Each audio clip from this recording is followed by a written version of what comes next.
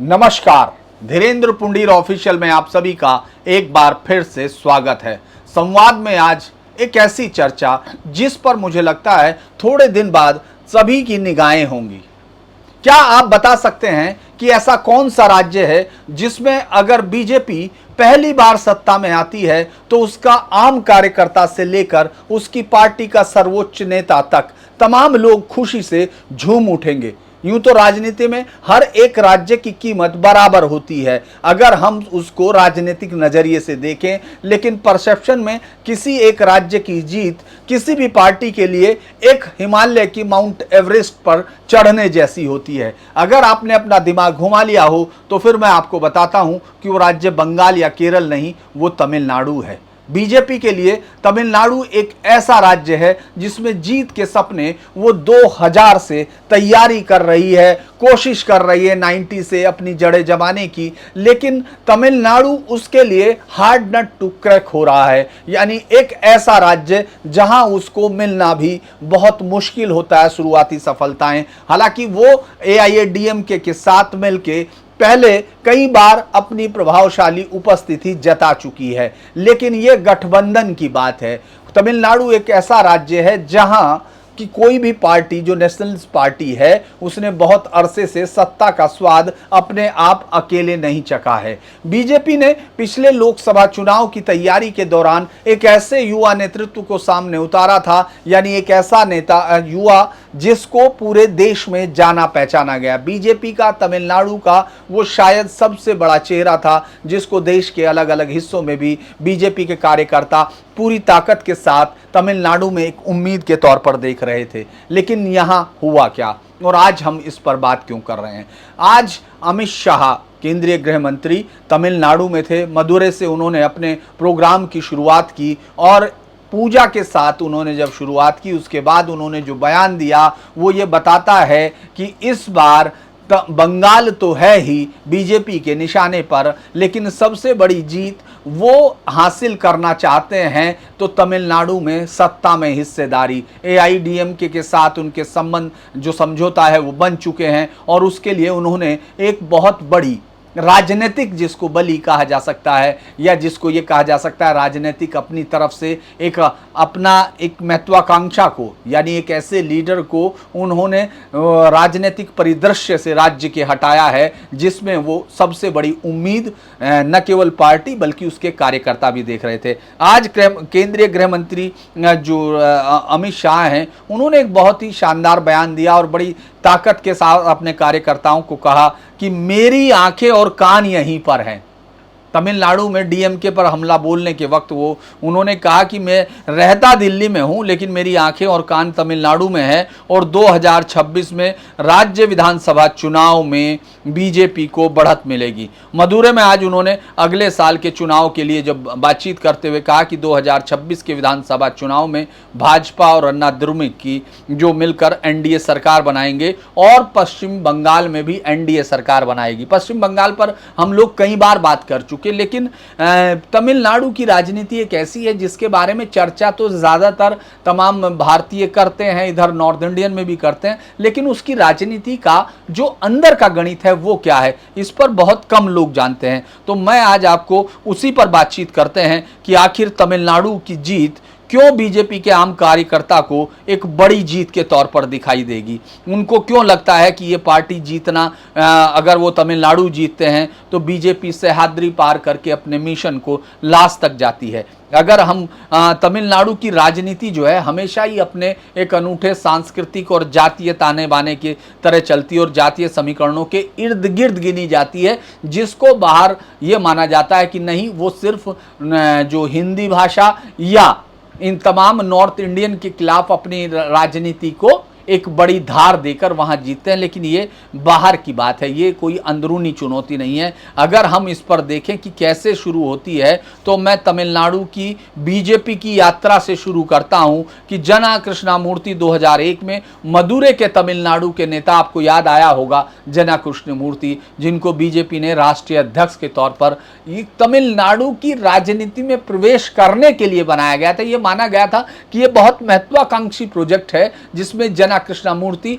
वहां से अध्यक्ष बनेंगे तो बीजेपी को अपनी जड़ जमाने में मदद मिलेगी। लेकिन ये पूरी तरह से प्रयोग फेल हुआ। जना कृष्णमूर्ति उस दौर में अध्यक्ष जरूर बने, लेकिन उनके नेतृत्व में पार्टी को कोई करिश्मा दिखाने में वहां नाकामयाब हुई। बीजेपी की शुरुआत जहां 80 के दशक में पूरे देश में धीरे धीरे बनी, लेकिन तमिलनाडु में तो बीजेपी की शुरुआत और भी कमजोर रही।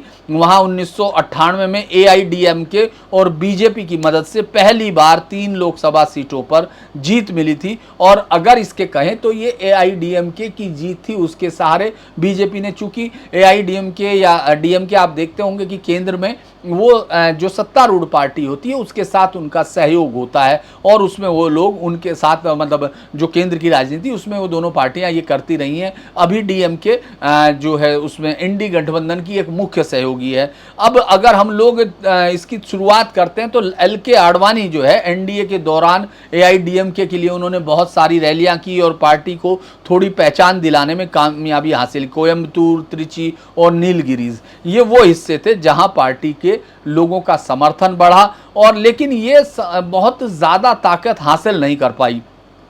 बीजेपी धीरे धीरे आडवाणी और वाजपेयी के समय में हमने देखा कि एनडीए में उसकी ताकत बढ़ गई, लेकिन वो तमिलनाडु में अपनी ताकत नहीं बढ़ा पा रहे थे।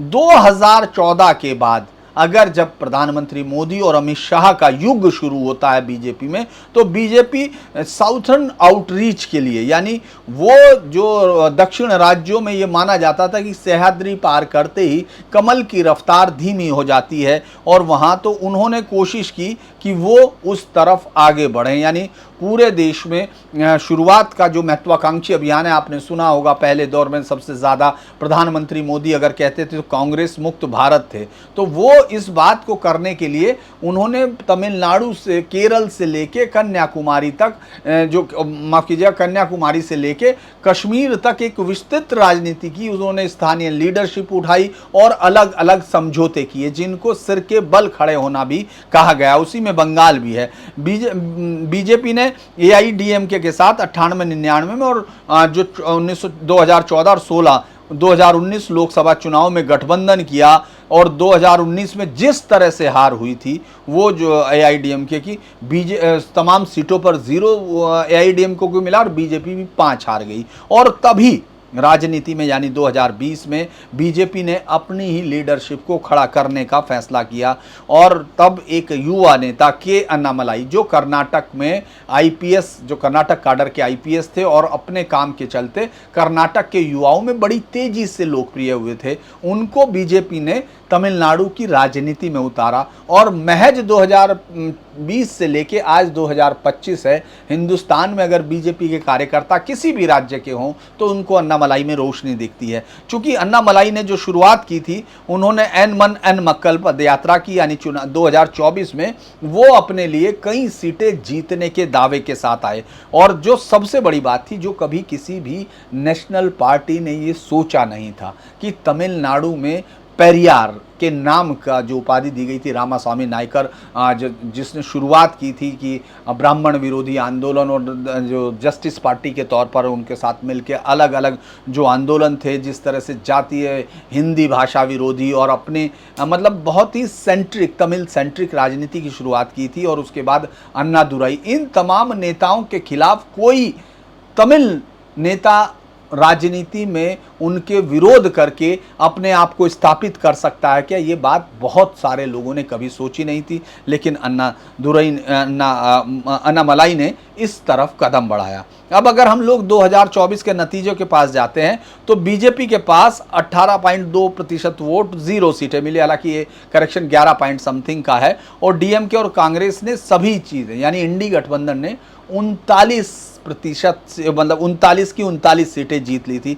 अब सहमति बनी कि भाई बीजेपी ने कोशिश तो बहुत की, लेकिन अन्नामलाई ने जो गठबंधन तोड़ा, क्योंकि अन्नामलाई ने उस दौरान एआईडीएमके ने वहाँ से जो उनके साथ गठबंधन था वो तोड़ा, और इसके बाद अकेले दम पर बीजेपी उस समय चुनाव लड़ी थी। अगर हम लोग 2026 की बात करें तो फिर वापस एआईडीएमके के साथ मिल गई हैं। अगर हम लोग ये देखते हैं कि आखिर ये जो अन्नामलाई की यात्रा थी वो किस तरह थी, और अगर हम कांग्रेस के साथ जोड़ते हैं बीजेपी का अगर वोट बैंक और कांग्रेस का वोट बैंक देखते हैं तो बड़ा दिलचस्प डाटा आपके सामने आता है।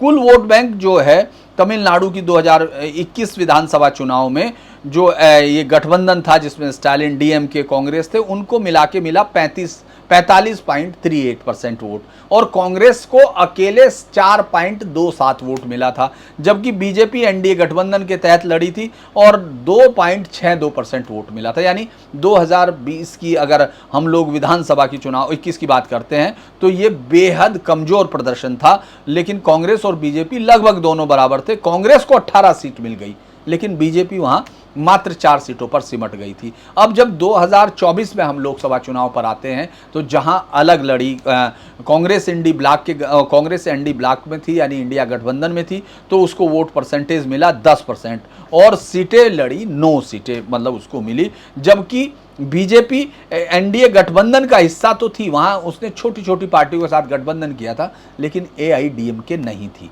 और उससे उसका वोट परसेंटेज बढ़ा 11.24, और ये जो है कांग्रेस के वोट बैंक से लगभग 1% से ज्यादा आगे था। तो ये कांग्रेस के ऊपर ताकत के तौर पर था। तो अगर हम इसको ये देखते हैं कि अन्नामलाई ने किस तरह से उसको बदला, तो जब उनको मार्च 2025 तक एक शक्तिशाली नेता के तौर पर स्टेब्लिश हुआ, एन मक्कल जो है मेरे राज्य रोड शो जो था ये बहुत ही लोकप्रिय युवाओं में हुआ था, और केंद्रीय नेताओं में अमित शाह और जेपी नड्डा ने उनको ताकतवर पोजीशन दी, यानी उनको अपने फैसले लेने की छूट दी थी। और पहली बार मैं जो बता रहा था कि अन्नादुरई और पीटी राजेंद्र पर टिप्पणी की उन्होंने, बाकायदा उन्होंने ये तक कहा कि किस तरह से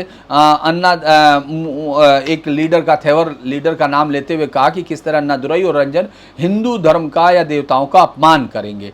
राज्यों में इसको लेकर हालांकि आपत्ति बहुत हुई, लेकिन आप ये जानते हैं राजनीति में कहा जाता है जो भी सुर्खियों में आ सकता है, जो भी चर्चा में आता है, वही राजनीति में आगे जाता है। तो अन्नामलाई ने ये पूरी कोशिश की, लेकिन इसी जगह एआईडीएमके से झगड़ा हो गया और उन्होंने कहा कि ये साझेदारी तोड़ने के लिए ये खलनायक है, और उनको तोड़ दिया। ये इसके लिए बहुत सारी चीज़ें दरअसल इसलिए की गई क्योंकि बाद में अगर आप तमिलनाडु की जो जातीय संवेदनशीलता जानते हैं, उसमें अगर जानते हैं तो जो एआईडीएमके इरापड़ी पलनी स्वामी है, मैं इसलिए इसको कह रहा हूं कि तमिलनाडु की राजनीति के बारे में बाहर के लोग बहुत कम जानते हैं, इसीलिए शायद इन सब नामों को लेकर आपको कन्फ्यूज़न हो रहा होगा। लेकिन वो तमाम दोनों लीडरशिप कोंगू क्षेत्र की है, और गोंडर जो सबसे ताकतवर जो बीजेपी के पास अब इस समय एआईडीएमके के सबसे ताकतवर वोटर थे, उसी समुदाय से ई पलानीस्वामी आते हैं,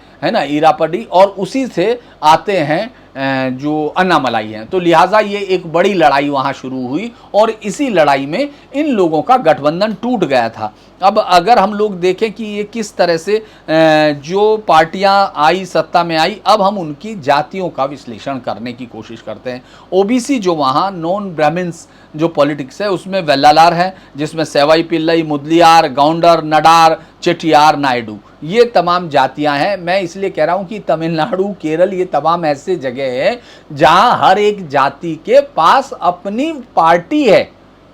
वहां एक पार्टी में कई सारी जातियों की बजाय अपनी जातियों के पास अपनी पार्टियां हैं, और वो मिलजुल के सत्ता को चलाती हैं। सत्ता में डीएमके और जो उसका था एआईडीएमके के पीछे मूल समर्थन था, और जो गोंडर थे, जो कोन्नू नाडु जो हिस्सा कहा जाता है तमिलनाडु का, उसमें एआईडीएमके की लीडरशिप थी। मुलियार और नायडू क्षेत्रों में डीएमके को शक्ति मिलती थी। अब थेवर जो अलग जाति आती है, वो दक्षिण जिलों में मदुरई, शिवगंगई, रामनाथनपुरम, थैनी में बहुत प्रभावशाली है, और यही थेवर जो है कभी एआईडीएमके की रीढ़ हुआ करते थे, अभी भी वो रीढ़ है। लेकिन बीजेपी का जो दक्षिण में जो तमिलनाडु के हिस्सों में, यही बीजेपी भी इसी ताकत को हासिल करना चाहती है। इसीलिए जब अन्नामलाई को दिल्ली की राजनीति में भेजा गया, ताकि तमिलनाडु में जो उन्होंने मेहनत की वो मेहनत जाया ना हो, उनके लोगों को ये ना लगे जिनको जोड़ा कि किसी तरह से अन्ना द्रमुक के सामने बीजेपी ने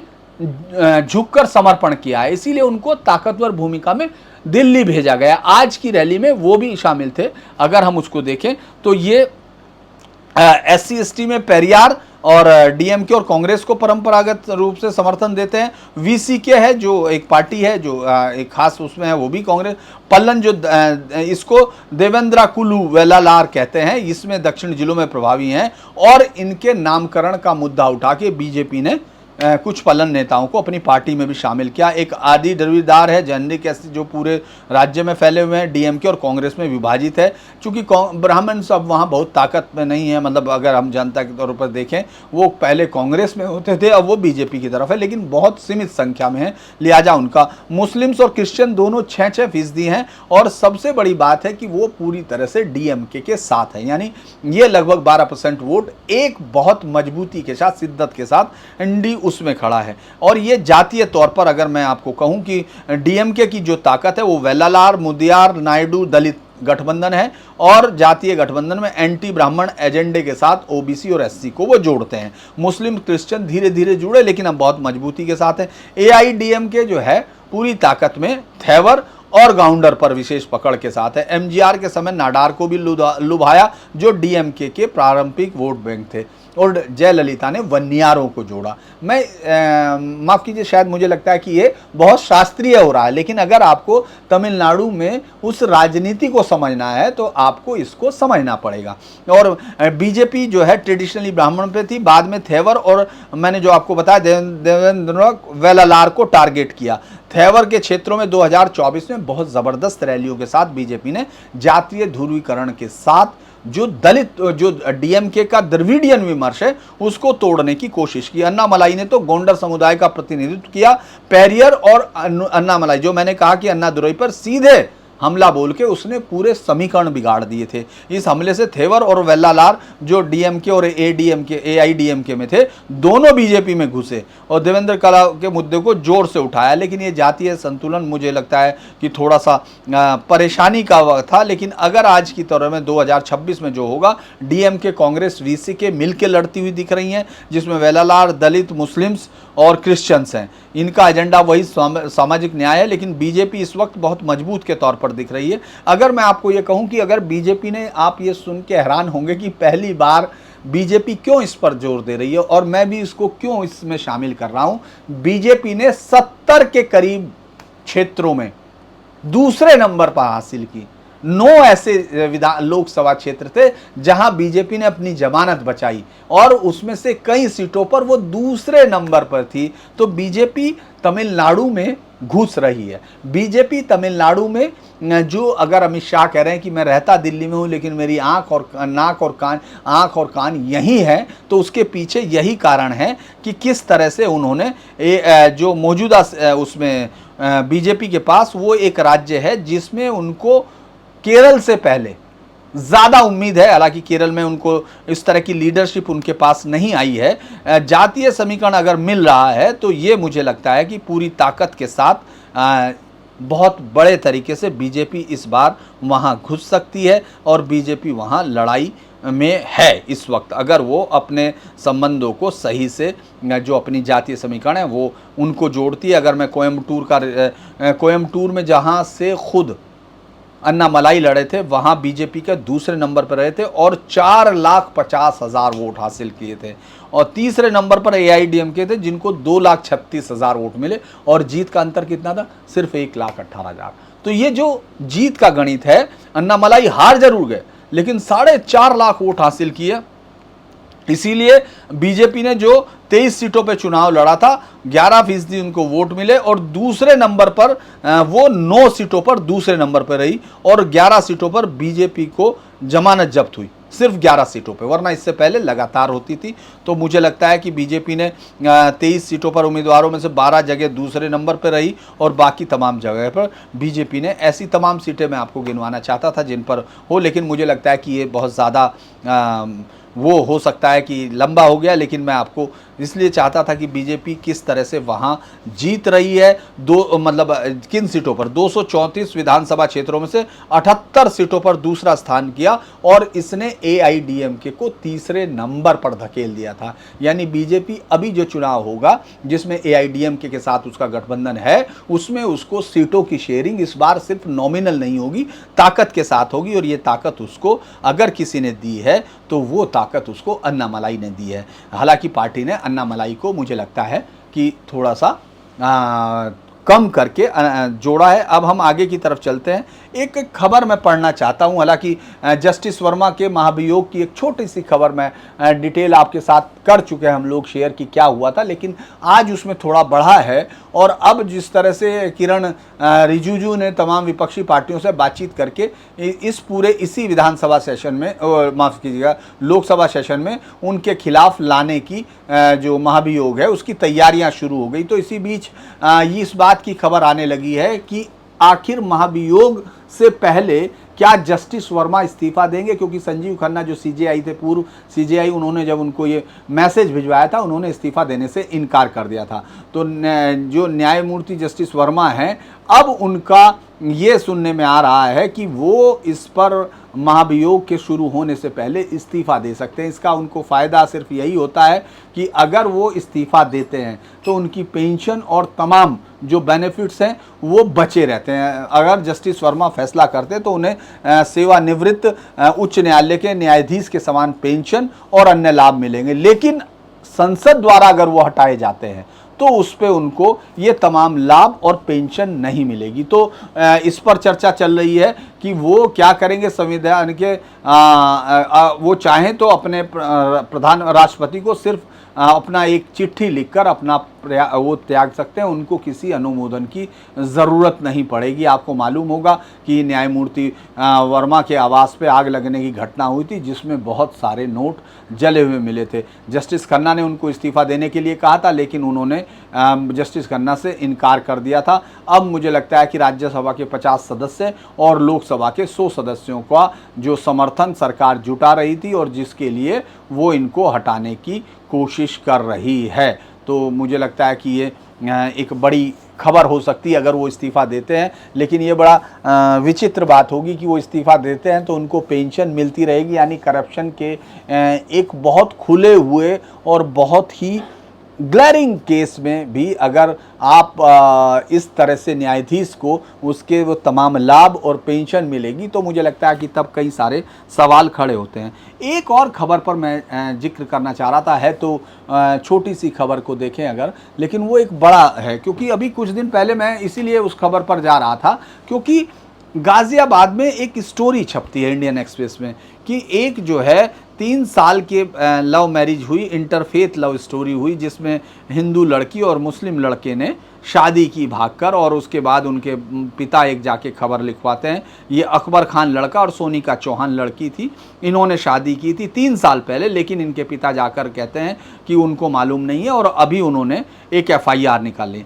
अब उनके मेंबर्स क्या कह रहे हैं, उनके परिवार के मेंबर्स का ये कहना था कि साहब इनके बीच में बहुत ही अच्छे रिश्ते थे और हम सबके साथ सहयोग से रहे थे। अकबर के फैमिली के मेंबरों का कहना है two were together all the time, so the relationship did not come as a surprise, यानी वो 3 साल से एक दूसरे के रिश्ते में थे, इसीलिए उनके परिवार को कोई आपत्ति नहीं हुई।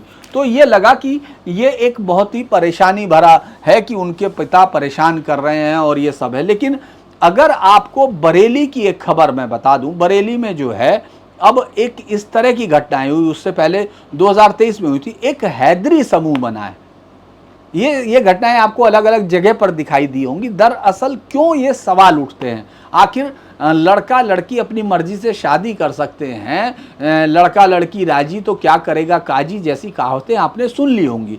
लेकिन ये बात बड़ी इंटरेस्टिंग हो जाती है कि जब लड़की हिंदू है और लड़का मुस्लिम्स है तो उसकी पूरी फैमिली, जिस तरह से मैंने आपको बताया कि ये पूरी कहानी है इंडियन एक्सप्रेस में छपी हुई, जिसमें उसका परिवार ये बता रहा है कि वो बड़े प्यार से उनके साथ रहने की कोशिश कर रहे हैं, यानी वो इस रिश्ते को प्यार का रिश्ता मानता है और इसमें कोई बाधा नहीं, धर्म की कोई बाधा नहीं है, वो उनको शामिल कर सकते हैं। लेकिन जैसे ही ये स्थिति बदलती है, यानी लड़की मुस्लिम हो जाती है और लड़का हिंदू हो या कोई गैर मुस्लिम हो जाए तो स्थिति क्या होती है, तब आपके पास ये सवाल आता है। क्योंकि टेस्ट केस यही है। यही बात मैं उस समय कह रहा था कि मुगलों के साथ किस तरह से जो रिश्ते हुए राजपूत राजाओं की लड़कियों के, तो उनको आप अपनी किताबों में ये पढ़ते हुए ये पढ़ते हैं कि वो एक पारिवारिक संबंध बना के एक उनके बीच में रिश्ते तैयार किए गए। लेकिन कोई भी रिश्ता आपको ऐसा नहीं दिखा जिसमें मुगल जो शहजादी है वो किसी राजपूत परिवार में जाकर शादी हुई हो। उस पर भी आप देखेंगे, आप ये एआई जैसे तमाम प्लेटफॉर्म्स पर जाकर पूछ सकते हैं, वो शुरुआत यही करेगा कि मुगलों ने या अकबर ने जो अपनी नीति बनाई उसमें राजपूतों को साथ लिया और उनके साथ पारिवारिक रिश्ते जोड़े। पारिवारिक रिश्ते कैसे जोड़े कि साहब उनकी लड़कियों से शादी की। 5000 हरम में उसके औरतें थी अकबर के। तो अब आप सोचिए वो कितने रिश्ते जोड़े होंगे। आप अपनी तरफ से कोई लड़की, तो माफ कीजिएगा हैदरी समूह पर बात है, तो बरेली में बाकायदा एक ऐसा समूह बना है, उसके वीडियो आज आपने देखे होंगे सोशल मीडिया पर बहुत ज़्यादा वायरल हो रहे हैं। और पुलिस ने खुद वादी बन के, यानी उसमें शिकायतकर्ता के तौर पर पुलिस खुद है, क्योंकि कोई सामने नहीं आया। बाकायदा वो लोग पार्कों में जा रहे हैं, वो तमाम अलग अलग जगह जहां सोशल पॉइंट्स हैं जहां मिल सकते हैं, वहां जाकर ये हैदरी ग्रुप एक नाम से बनाया गया है, जहां उसमें मुस्लिम लड़के हैं वो जाते हैं बाकायदा। अगर कहीं भी उनको कोई लड़की मुस्लिम किसी गैर मुस्लिम लड़के के साथ दिखती है तो उसके बाद वो उस लड़की के ऊपर पहले उससे पता पूछते हैं, फिर उसके माँ बाप को गालियां सुनाते हैं और फिर उसको ये तमाम चीज़ें कहते हैं कि तुम्हारे अगर माँ बाप ध्यान नहीं दे रहे तो तुम अय्याशी करोगी क्या। ये तमाम चीज़ें वीडियो में दिखाई देते हैं। यानी वो जो रिश्ता अभी अगर हिंदू लड़की है तो वो रिश्ता प्यार का रिश्ता है, उसमें कोई बाधा नहीं आनी चाहिए। लेकिन जैसे ही लड़की मुस्लिम होती है, बल्कि एक खबर तो ये भी है कि वहाँ दफनाने से इनकार कर दिया था। एक लड़की जिसने हिंदू धर्म में शादी की थी, उसके मरने के बाद, मौत के बाद दफना ही नहीं। ये बरेली की खबर नहीं, एक दूसरी जगह की खबर है। लेकिन बरेली में 2023 में भी मुस्लिम पुरुषों ने विवाह के संबंध में हिंदू पुरुषों के साथ कथित तौर से घूमने वाली मुस्लिम लड़कियों को रोकने की कोशिश की थी उनके साथ, जबकि उनमें से कुछ महिलाएं अपने दोस्तों के साथ थी, मतलब लड़कियां, वो प्रेम संबंध में नहीं थी, लेकिन उन्हें देशद्रोही लव जिहाद का ठप्पा लगा के तमाम तरह से, मतलब रिवर्स लव जिहाद इसको कहा गया। दो मुस्लिम संगठनों ने जो है जमात रजा ए मुस्तफ़ा और ऑल इंडिया रजा एक्शन कमेटी के कार्यकर्ताओं ने गेस्ट हाउस पे बाकायदा हमला बोला और मुस्लिम छात्रा और हिंदू पुरुष को गिरफ्तार की तरह किया जब गेस्ट हाउस में थे। पुलिस ने इसमें एफआईआर भी दर्ज की थी और 2023 में इसके बाद एफआईआर हुई थी। इसके बाद कई अलग जगह से इस तरह के बहुत सारे जो है केसेस सामने आए थे। तो ये एक ऐसा मामला है जिसमें जो लगातार पूरे देश में कोशिश किया जा रहा है। ये घटनाएं सिर्फ बरेली में नहीं है, यहाँ तो 2 वर्षों में 2 बार सार्वजनिक लगा कि ये लगता है कि जैसे इस तरह के ग्रुप तमाम जगह पर कर रहे हैं। आपने देखा होगा इस पर तमाम फतवे आ जाते हैं कि साहब अगर आप गैर हिंदू मुस्लिम के साथ शादी करेंगे तो उस पर आपके साथ आपके परिवार से आपको निकाला जा सकता है, आपके साथ कोई नहीं रहेगा, इनके साथ शारीरिक हिंसा हो सकती है, मानसिक यातना दी जा सकती है। और इन लड़कों ने रिवर्स लव जिहाद का आरोप लगाना शुरू किया। और मैं कुछ घटनाएं पढ़ देता हूं। मोहिनी नाम की लड़की जो यूपी बरेली में थी, इस्लाम छोड़ के हिंदू प्रेमी की शादी करने पे उसके भाई ने ही उसकी हत्या कर दी। इसके बाद pregnant Muslim women in Karnataka, गैर मुस्लिम से शादी करने पे उसके परिवार वालों ने उसको जला के मार दिया। ये उस तरह के मामले हैं जो आपको एक और मैं मामला पढ़ देता हूं। नागरुजू, मुस्लिम लड़की से शादी करने पे लड़की के भाई ने हिंदू युवक को सड़क पर पीट पीट के मार दिया। मिथुन ठाकुर राजकोट में मुस्लिम लड़की से रिलेशनशिप में था, लड़की के भाई ने उसी को हमला करके मार डाला। लड़की ने बाद में उसमें कोशिश की थी कि वो आत्महत्या करे, लेकिन उसको बचा लिया गया। ये बहुत सारे मामले हैं, मुझे लगता है कि जो बहुत बड़ी खबरें हैं। एआई जो all India Muslim person law board है, उसने भी कहा था कि मुस्लिम नॉन मुस्लिम विवाह जो है शरिया के तहत वर्जित है और गैर मुस्लिम से शादी न करने की मुस्लिम लड़कियों को चेतावनी दी थी खास तौर से, और कहा था शादी जल्दी करें शुद्ध मुस्लिम परिवारों में। तो ये जो एक खास किस्म का जो सहयोग आपको दिखता है ना कि जब, और वो उसमें बहुत सारे लिबरल्स और वो तमाम लोग चीज़ें जब सवाल करते हैं, मुझे लगता है यही वो समस्या है जो बाद में दोनों संप्रदाय के बीच में तनाव का कारण बनती है। एक और बड़ी खबर जिस पर दिन भर में चर्चा होती रही वो है यूक्रेन पर रूस के बड़े हमले। अभी कुछ दिन पहले यूक्रेन ने रूस को चौंका दिया था उस हमले से जिसमें उसने अपने ड्रोन के सहारे हजारों किलोमीटर अंदर घुसकर रूस के प्लेन्स पर अटैक किया था। उसके हवाई प्लेन जो बम वर्षक थे उसकी लगभग 37% क्षमता को नष्ट कर दिया था। उसको इतना बड़ा हमला माना गया, लेकिन उसके बाद अमेरिका ने कहा था उस वक्त तमाम एक्सपर्ट्स ने कि रूस का हमला अब बहुत बड़ा होगा। तो आज दिन भर यूक्रेन में रूस की मिसाइल और ड्रोन हमला करते रहे। हालांकि बदला यूक्रेन ने बाद में और भी किया है, लेकिन 220 से ज़्यादा जो मिसाइल्स और हमले थे वो ड्रोन के साथ और मिसाइल के साथ आज रूस ने किए। जो 49 से प्रकार के हमलावर ड्रोन थे, 9 मिसाइल थी, 2 गाइडेड मिसाइल थी और कई नकली ड्रोन छोड़कर उसके उस सिस्टम को चेक करने की कोशिश की जहां से वो है। ये काफ़ी बड़ा विनाश हुआ। जो डोनेस्क, एनिप्रो, ओडेसा, टेर्नोपिल, ये तमाम वो शहर हैं जो आज दिन भर रूस के निशाने पर रहे। यूक्रेनी सेना ने 87 ड्रोन और 7 मिसाइलें गिराई है, ऐसा उनका दावा था। और उसके तुरंत बाद यूक्रेन ने भी रूस पर 61 ड्रोन अटैक किए, जिन्होंने मास्को, तुला और कलुगा जैसे क्षेत्रों में उन्होंने जाकर कोशिश की। जो मुख्य हवाई अड्डे थे रूस के, जुकोवो और दोमोदेदोवो और केमिकल प्लांट, उन पर निशाना छोड़ा। उससे कुछ कुछ जगह आग लगी है, लेकिन ये ऑपरेशन जो स्टाइवर वेब किया था, जो यूक्रेन ने 4 रूसी एयरबेस पर लगभग 117 कम लागत वाले ड्रोन से उसके जो है 20 से 41 वाहनों को क्षति पहुंचाई थी, जिसमें TU-95 ये बम वर्षक हैं, TU-22 M33 बम वर्षक और A-50 जो निगरानी विमान था, मतलब जो रिकन्सेंस के लिए था। रूसी सेना और क्षमता में ये बहुत बड़ा नुकसान था। अगर मैं इसको ये कहूँ तो अब रूस के जवाब अमेरिकन खुफिया जो लोग हैं, वो एक्सपर्ट्स हैं, उनका ये कहना है कि ये उसका पहला रूस का एसिमेट्रिकल जवाब था। अभी रूस का बड़ा जवाब आना है, जिसमें मिसाइल, ड्रोन और वो होंगे। संभवतः जो उसके यूक्रेन के मुख्यालय और रक्षा पर जो आधारित उद्योग हैं, उन सब को रूस इस बार निपटाने की कोशिश करेगा। आज पहली बार डेनिप्रो जैसे इलाके में रूसी जमीनों पर आगे बढ़े, यानी रूस अपने आक्रमण को उसके बदले बाकायदा आगे ले जा रहा है। खार्किव के पास जो टैंक डिवीजन थी उसको भी मूव किया है और सूमी के निकट रूसी सैनिक लगभग 18 किलोमीटर मील तक अंदर गए हैं, यानी 27 किलोमीटर तक उन्होंने अंदर जाकर 213 गांव से निकाल दिया है। तो ये मुझे लगता है कि रूस की जवाबी हमलों की क्षमता में उन्होंने, कई सारे एक्सपर्ट्स ने कहा है कि अब ये लड़ाई लगभग गंभीर हो जितनी थी उससे कहीं आगे बढ़ रही है। और हम अपना, चूँकि हमारा वीडियो भी काफ़ी बड़ा हो रहा है, तो हम अपनी बातचीत को भी यहीं विराम देते हैं। कल खबरों में खबर पर फिर आपके साथ चर्चा होगी। तब तक के लिए नमस्कार। और अगर वीडियो आपको अच्छा लग रहा है तो इसको लाइक कीजिए, सब्सक्राइब कीजिए, शेयर कीजिए। आपके स्नेह के लिए बहुत बहुत धन्यवाद। नमस्कार।